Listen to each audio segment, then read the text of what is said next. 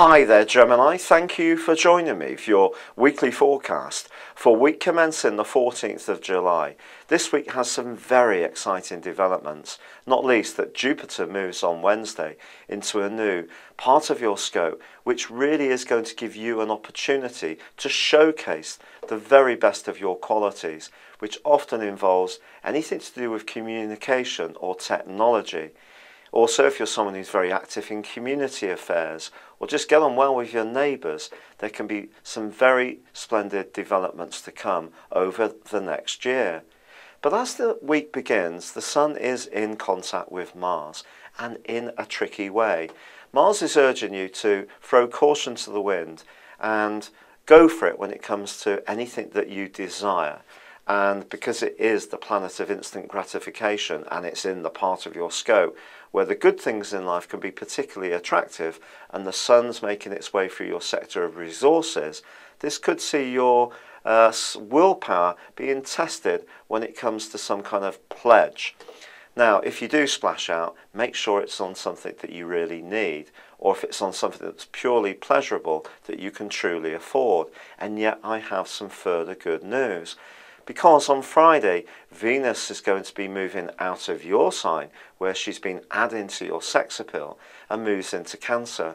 Now this is going to bring even more sultriness to your personality when it comes to your love life. But in a practical sense, the chances are almost immediately you're going to have some kind of improvement to your financial circumstances, which can really see you delighted. But the trick, especially with Mars and the Sun in that square, is not splashing out too quickly if that does happen, especially as there is a quarter moon which occurs right at the end of this week on Saturday. And this quarter moon is saying to you that there could be a friend who's egging you on to show a little bit more devilment and splash out. And whilst it's good to have some treats, and we all need them to keep going, especially if things are a little bit tighter, make sure that you can afford anything you do decide to buy. But the other thing that changes towards the end of this week, which I think really will delight you, is that Saturn, the planet of structure, which has been twisting backwards for 5.5 months in the part of your scope which affects your health and also business affairs, it starts to go forwards. It doesn't mean to say these two areas are going to suddenly be perfect, because our health is not something remote, it's something governed by the way we live. And if you're living right and you've been applying the lessons that Saturn's been treating you, you may have been sorting out your diet, exercising more, or perhaps packing in smoking.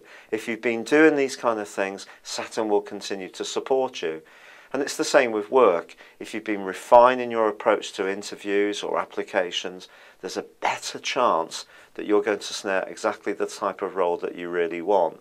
But hard work is still going to be important right through to the end of this year. And once again in 2015, when Saturn sweeps back into your 6th solar house over a temporary period of months. But it's been a real pleasure being with you. Really look forward to Jupiter lighting up your communication sector and Venus bringing some windfalls your way. Thank you and goodbye.